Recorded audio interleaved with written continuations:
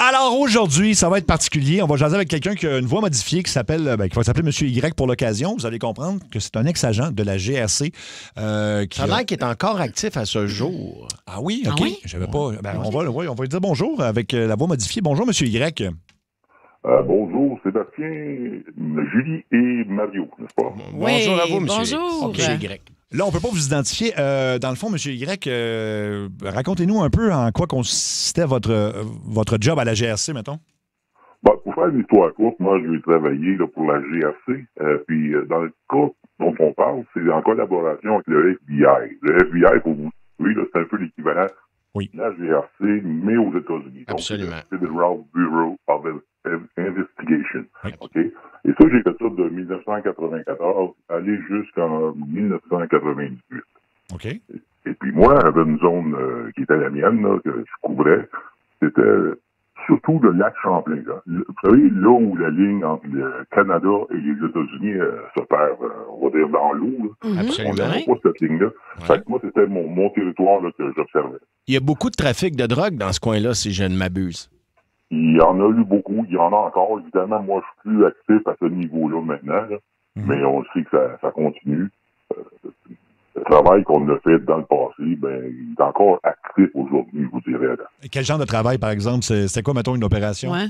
Moi, je vous dirais sur papier, là, on peut le dire, parce que, bon, vous m'avez promis l'anonymat, là. Moi, j'étais sur papier, dans le commun des mortels, dans mon entourage, un agent de liaison. Mon rôle devait être, là, sur papier, de fournir de l'information, de faciliter les communications entre différents groupes de personnes et d'organisations. Mais en réalité, j'étais les yeux puis les oreilles de la GRC sur l'eau. C'est-à-dire que ma mission, là, c'était de démanteler un réseau de trafiquants.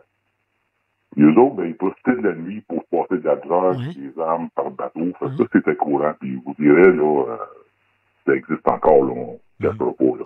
Oui, mais il pensait que vous étiez un des leurs, donc vous étiez un agent infiltré. Là. Vous faisiez passer pour un bandit, ni plus ni moins. Là. Oui, ben j'ai eu différents rôles à ce niveau-là. Oui, j'ai fait de l'infiltration, mais on a aussi fait, comment je vous dirais, là, pas des attaques. On peut appeler ça des attaques directes, là, intercepter des navires, intercepter des bandits. Mais ça a commencé souvent par, tout le temps, ça commence par une enquête. Il y a aussi de l'infiltration. Puis, on a fait que de fil en aiguille, on découvre ce que ces gens-là font. Puis notre rôle à nous, ben, c'est de remonter le plus haut possible pour comprendre tout l'organigramme qui a alentour de ça. C'est pour ça que des fois, les gens poussent. Et c'est donc bien long. Ouais. Ben, c'est un peu ça, parce que c'est un travail de longue haleine, puis il faut vraiment là, avoir une vision, ce qu'on appelle hors tunnel. Il faut vraiment voir large, puis essayer de connaître le plus possible d'acteurs qui entourent les missions qu'on couvre. Là. Fait que comme ça, faut laisser passer de la drogue, faut laisser de la drogue entrer chez nous pour éventuellement arriver à la tête d'un réseau. Ah, bonne question. X, j'imagine. Faut en laisser rentrer pas mal avant Oui. de pouvoir... Ben, c'est ça, c'est malheureux à dire comme ça.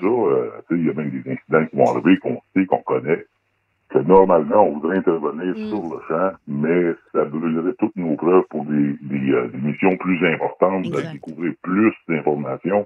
Fait que des fois, il faut laisser passer des petites quantités. Fait que les gens prennent confiance. Donc, ils continuent leur opération. Ils ont l'impression qu'ils ont trouvé le bon... bon spot. Le bon spot, la bonne place où passer, les bons raccoins, parce que je vous dis, là, quand ils passent à des places, ils ont visionné leur affaire avant, ils ont été visités, ils ont fait... C'est des pros, là. C'est des pros. C'est des pros, ça. C'est pas des amateurs, là. Et je ne sais pas si vous pouvez répondre à ça, mais est-ce que dans le cadre de vos fonctions d'agent infiltré, vous avez dû, à un moment donné, comme on voit dans les films, peut-être, vous lier d'amitié, prendre de la drogue pour vraiment passer pour un des leurs? Avez-vous eu à faire ça?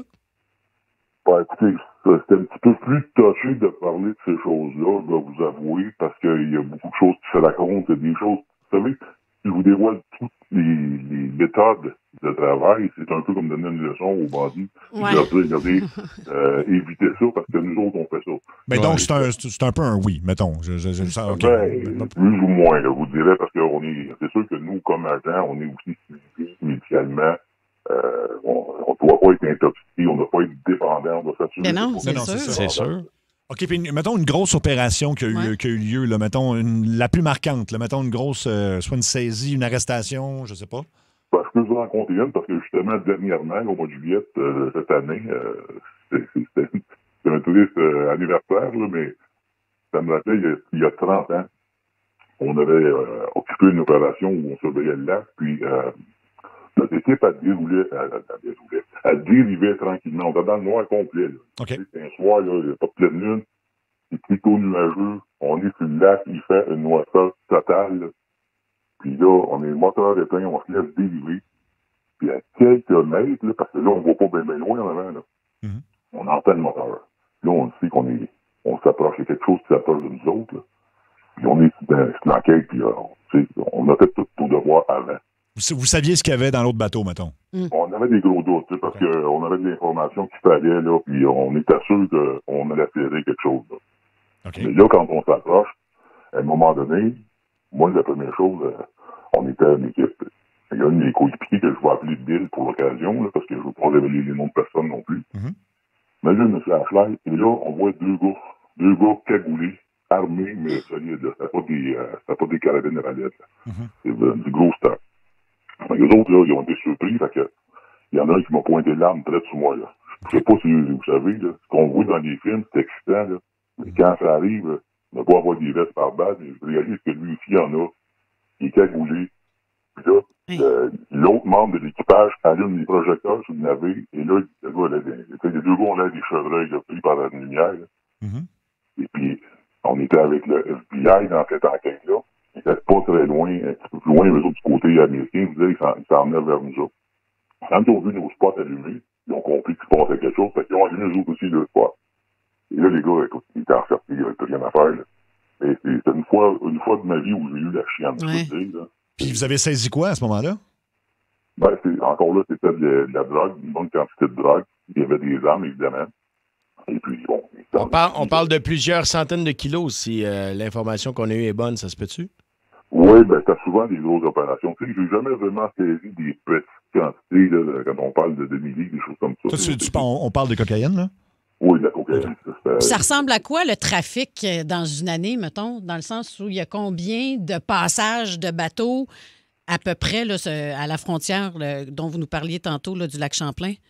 Ah, vous savez, il y en a énormément. Je pourrais pas quantifier parce que, bon, nous, on avait nos opérations, parce que nous autres, on travaille sur un réseau en particulier. Il y a d'autres opérations aussi. Des fois, c'est souvent, puis avec le FBI aussi. Des fois, c'est juste canadien. Mm-hmm. Mais on parle de tonnes de kilos, de tonnes de cocaïne qui traversent les lignes. Fait que quand M. Trump nous dit que le Canada traverse beaucoup de choses illégales de bord au niveau des substances, je peux vous dire qu'il en vient beaucoup de l'autre côté aussi. Ben, c'est ce que j'allais dire. De où est-ce qu'on en ship plus qu'on en reçoit ou est-ce qu'on en reçoit plus qu'on en ship? Je pense qu'on en reçoit plus. On va vous donner une des cargaisons qu'on a saisies, ça, c'est en 96, là, 150 kilos de coke. Ça, c'était dans un vieux bateau. Nous autres, au départ, là, quelqu'un qui aurait vu le bateau, là, tu sais, l'équipage qui était sur le bateau aussi, là, ça faisait un peu bohème, là. Puis on n'aurait pas douté que ce bateau-là contenait 150 kilos de coke, là. Mm-hmm. Fait que ça, des interventions comme ça, c'est assez régulier. Et quand vous avez fait des trucs d'infiltration, est-ce qu'on a dû vous donner, par la suite, j'imagine que vous n'aurez pas le droit de répondre, mais j'ai envie de vous poser la question, est-ce qu'on vous a donné une nouvelle identité pour protéger justement ce que vous aviez dû faire pendant ces années-là? Ben, c'est sûr que je peux pas fonctionner sur le même nom après chaque opération, ni pendant, tu sais, c'est mon nom personnel, là, on m'appelle M. Y. C'est pas mon nom dans la vie, mais mon nom, oui, c'est sûr que, bon, on ne peut pas laisser trace. Et moi, je suis à la retraite, peut-être pour 100 ans, là. Il y a encore des enquêtes sur lesquelles j'ai travaillé, qui ne sont pas encore abouties, là. C'est d'autres qui ont pris la relève, là. C'est ça ma question, parce que vous étiez de 84 à 98?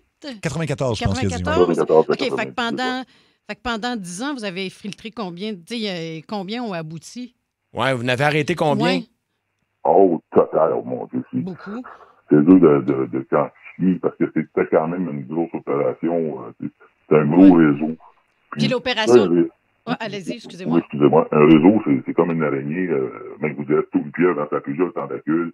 Fait qu'on essaie de détourer au cœur. Ouais. Évidemment, des fois, on pogne les 3 grosses pattes, mais on pensait avoir le cœur jusqu'à temps qu'on se rende compte avec l'enquête qui suit, parce que ça se poursuit après, les révélations qu'on va avoir, les témoignages, les délateurs. Donc, on peut monter plus haut après pour se rendre compte que, non, c'est pas fini, on n'a pas vu le bout de ça. Fait que l'enquête est toujours en fonction quand même, mais toujours en marche. OK. Puis l'opération la plus longue que vous avez vécue a duré combien de temps? Ben, je vous dirais, ça a duré 3, presque 4 ans, le temps que j'étais sur la mission, là, de 94 à 98. Là, il y a des enquêtes quand je suis arrivé qui commençaient, puis qui étaient encore en fin de travaux là, en 98. Là-dessus, il y avait eu des arrestations, des choses qui ont été faites, mais les enquêtes se poursuivaient encore parce qu'il y avait encore des activités reliées à ces mêmes personnages-là. Okay. Il y a quelqu'un qui pose la question, M. Y. Il y a 2 questions là-dedans. Ça vient d'une dame qui veut savoir, avec une vie comme ça, un métier comme le vôtre que vous avez dû faire durant des années, c'est-tu possible de quand même avoir une famille, une femme, des enfants, ou vous avez trop peur et c'est trop dangereux? Ben, oui, c'est possible. C'est très possible, même, c'est certain. Mais parce que, comme vous dites en entrée de jeu, c'est que même dans mon entourage, moi, dans mes amis, mon cercle assez rapproché, la plupart des gens ne savaient pas. Là. Il y a bien des gens qui pensaient que mon travail, c'est un peu comme comment je dirais, pêche océan au Canada. C'est-à-dire que je m'en allais sur l'eau, attraper des gens qui faisaient de la pêche illégale. OK. C'était pas ça. Okay. Un garde-côte, là. Oui. C'est ça, un garde-côte. Ben, autrement que ça, moi, j'ai toujours été discret là-dessus tout le long que j'ai fait ce travail-là. Puis encore aujourd'hui, parce que on ne sait pas les répercussions, ça peut aller loin. Ces gens-là sont pas tous derrière les barreaux. Il y en a qui sont encore très actifs. C'est clair. Il faut toujours être méfiant. Mais on est très, très, très, très bien protégé au niveau de l'identité. OK. Mon apparence physique aussi, je l'ai changé plusieurs fois, dépendamment des missions. Puis, je vous dirais même des fois, on a travaillé avec un accent, travaillé sur des accents pour qu'on m'identifie comme autre Canadien. Okay. Ah oui, OK. C'est intéressant. Vous êtes des acteurs, dans le fond. Oui, c'est ça. Oui. Ben, en quelque sorte. Puis, quand on veut s'infiltrer, il faut appartenir à ces groupes-là un peu. Et la question de fille, quel était votre look préféré? Pas besoin de répondre.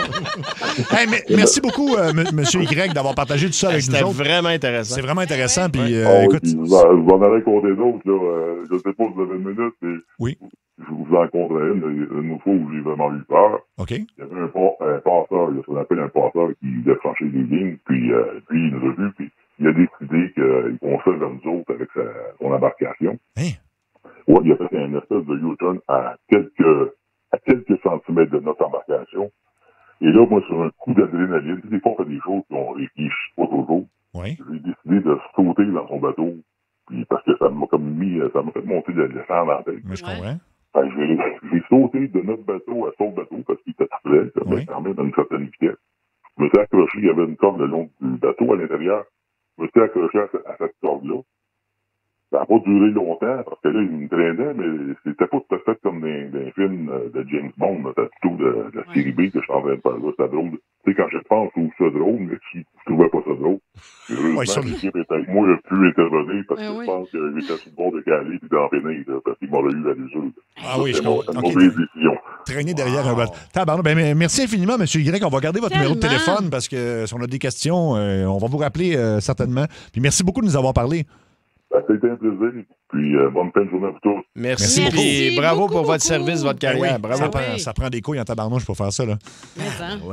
Wow. C'est un film. C'est vraiment un film. C'est wow. Ouais. Les gens disent c'est vraiment intéressant au 6-12-12. À refaire une autre fois avec ce monsieur, on pourra le rappeler parce une partie 2, il y a comme écoute, il y a beaucoup d'années d'anecdotes là, visiblement, puis tout le côté d'infiltrer, moi c'est ça que je trouve. Écoute, tu dois être constamment en train de regarder par-dessus ton épaule. Là. Tu sais pas quand est-ce que tu peux le faire prendre. Moi, j'ai des amis, un chum, entre autres, avec qui j'étais allé au secondaire. J'ai su des années plus tard qu'il a fait ça une bonne partie de sa vie. Un agent infiltré dans des groupes criminalisés comme ça. Là. Beaucoup d'admiration pour ça. Puis à l'école, là, il y avait zéro de l'air de ça. Là. Un gars très, très tranquille, mais justement, il cadrait bien parce que tu le remarques pas tant. Donc, tu l'aurais pas soupçonné, c'est ça? Ouais.